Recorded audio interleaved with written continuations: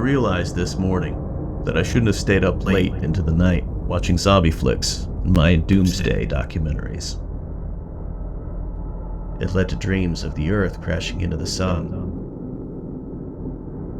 Me and Sam were sitting on a car hood somewhere, watching the sun get bigger and bigger off in the horizon, realizing we literally had hours left. We were counting them down by shooting guns and eating chicken wings. Not even joking here. He offered me some, and I said, "What does it matter? We're all going to be dead in a few hours and you're wasting your time on wings?"